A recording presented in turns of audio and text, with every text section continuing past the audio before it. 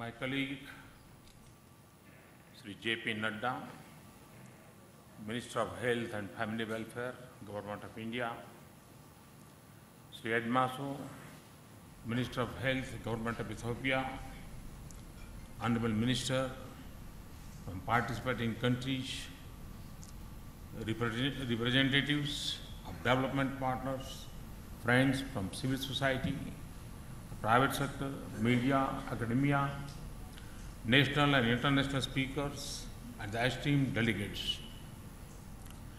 On behalf of my government and all the co-hosts for this international summit, I warmly welcome you to the Global Call to Action Summit 2015.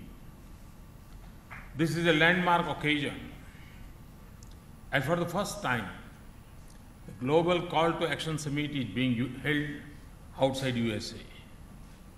My government is honored to host this summit.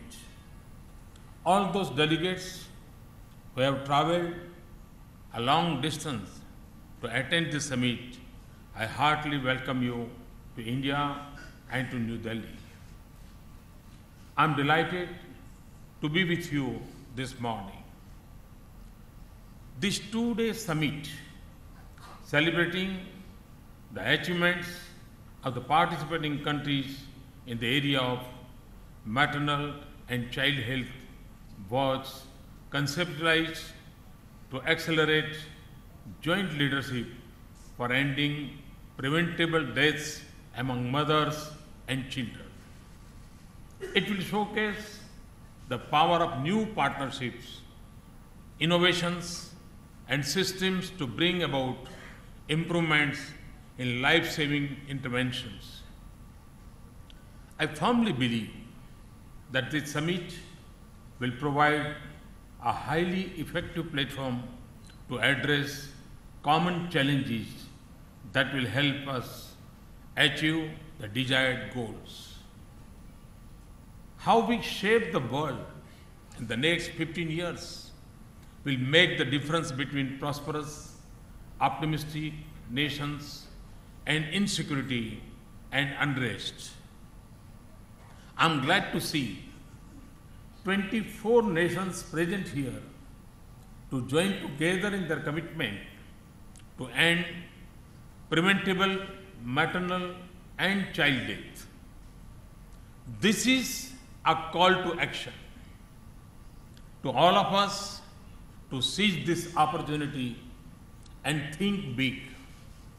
Today, as we gather here to discuss strategies and as we transit from Millennium Development Goals to Sustainable Development Goals, let us acknowledge the sad reality that the world continues to lose about 289,000 mothers and 6.3 million under 5 children every year.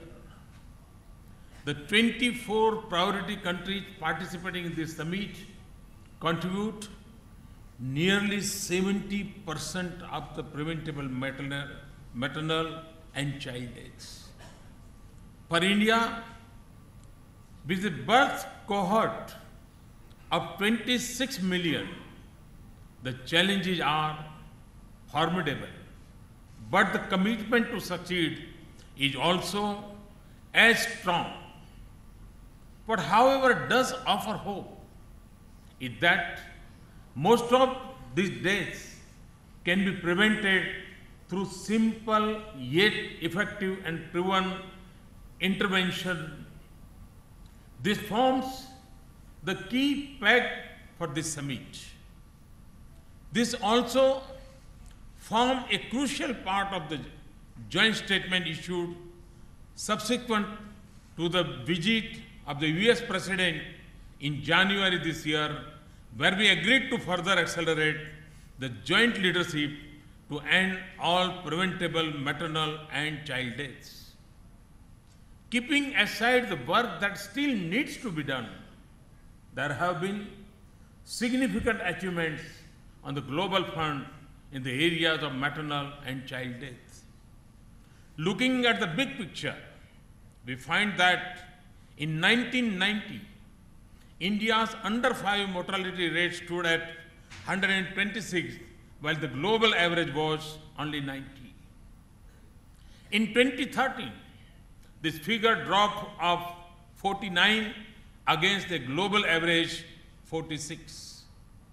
Therefore, the gap of the global average reduced from 36 points in 1990 to just 3 points in 2013, reflecting that India has achieved under 5 mortality rate decline at an accelerated pace compared to global rate of decline.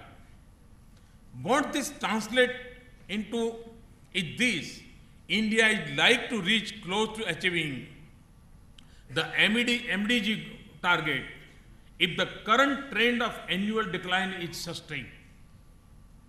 In addition to this remarkable achievements, another truly historic accomplishment has been the victory power over polio. India was declared as polio-free on 27 March 2014.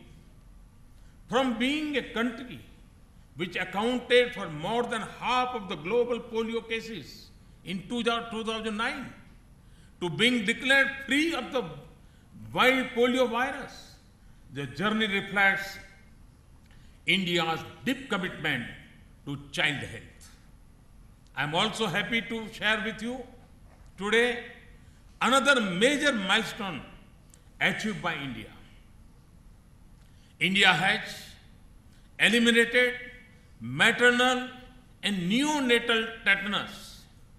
The validation for this has happened much before the global target date of December 2015. This gives us the confidence to achieve other targets well before the target date. The efforts of being polio-free and maternal and neonatal tetanus free nation and to accelerate the full immunization coverage in the country, my government has added to the world's largest immunization drive another mission known as Mission Indradhanush. It focuses on vaccinating the left outs. It also targets to accelerate the current increase in annual rate of immunization from existing 1% to more than 5% per year. This will help us achieve more than 90% coverage by 2020, which otherwise would take more than 25 years at the current pace. The first phase has been successfully implemented. We want to ensure that no child in India dies of vaccine-preventable disease. India has always partnered with the global efforts on issues of child and maternal health.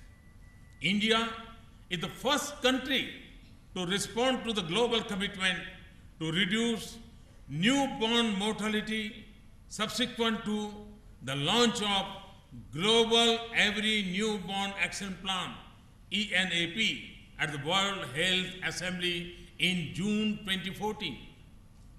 India launched the India Newborn Action Plan, INAP, in September 2014, targeting reduction in neonatal mortality rate and stillbirths to single digit by 2030. India also responded by acting on the first call to action through its commitment on launch of RMNCH plus A. This remarkable success in the field of maternal and child health have been possible through our National Health Mission. The mission, with its urban and rural health components, perhaps one of the largest public health programs in the world has resulted in improved health outcomes.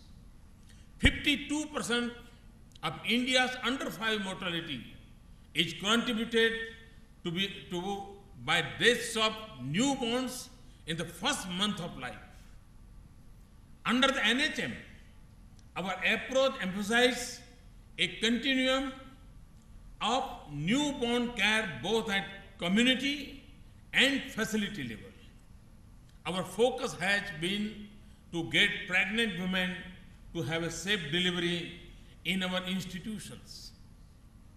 We launched an ambitious program, Janani Suraksha Yojana, where incentives were given for delivering in public institutions to the beneficiaries directly.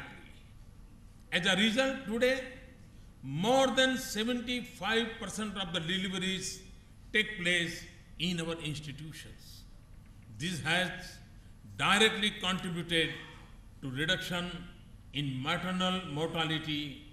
We are fully aware that out-of-pocket expenses remain a key barrier for women to access timely health care and services. To overcome this, we have launched a program called Janani Shishu Suraksha Kalyan, under which every woman delivering in a public health institution as well as the newborn is entitled to free and cashless health service with an assured provision of free drugs, diagnostic and diet besides free to and fro transport. This has helped to further improve our institutional deliveries.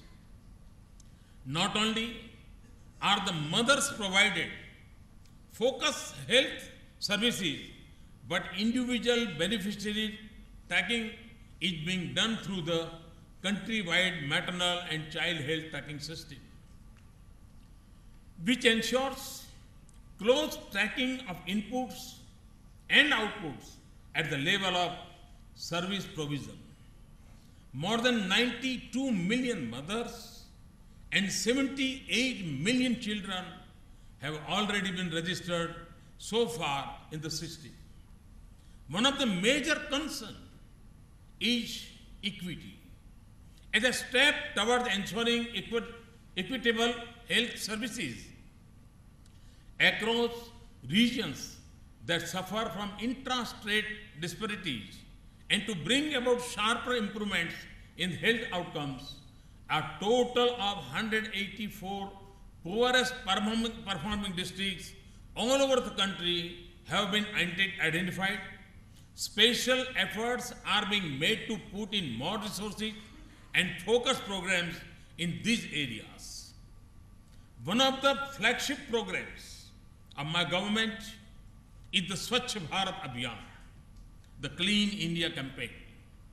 As a part of this large campaign, the Health Ministry had launched the Kaya Kalp scheme to encourage public health facilities to maintain high standards of hygiene and sanitation, as I firmly believe that clean and hygienic environment is the stepping stone to a healthy nation. To save and educate the girl child, we have launched an ambitious program, Beti Bachao, Beti Padhao. We need to ensure that the girl child survives, thrives, and plays a very crucial role in the society.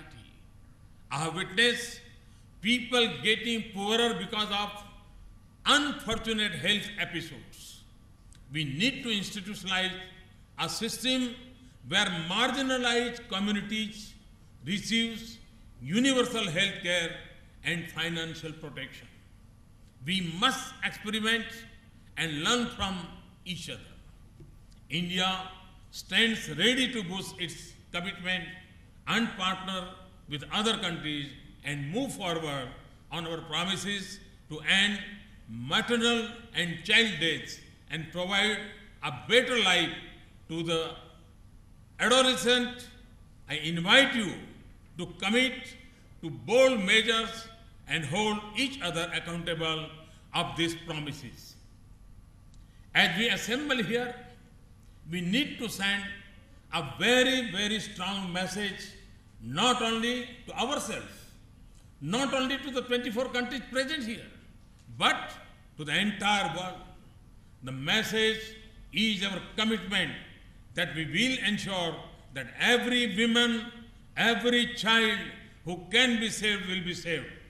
We also need to make a clarion call to the world to join hands in taking such steps that would ensure this. India stands committed to not only allocate resources toward this in our country, but also to help the world and all those countries which needed any support. It is my personal vision and my government's firm commitment. While every country present here has something to offer, India also has a wealth of experience. India has done well in many ways and would be extremely happy to share its experience with other countries. Last year, I had made a commitment of assisting the SAARC countries in keeping it polio free. We have also made a commitment to provide pentavalent vaccines to such SAARC countries as would need it. We will offer whatever experience we have to the world community. India would be happy to assist any country with technology, system, strengthening and program implementation capsules. We could train personnel and skill them for better management of child sickness in our special newborn care units, as well as share our experience at home-based newborn care. India's rich experience in universal immunization and particularly its experience this year with the mission Indradhanush could be shared with all the countries.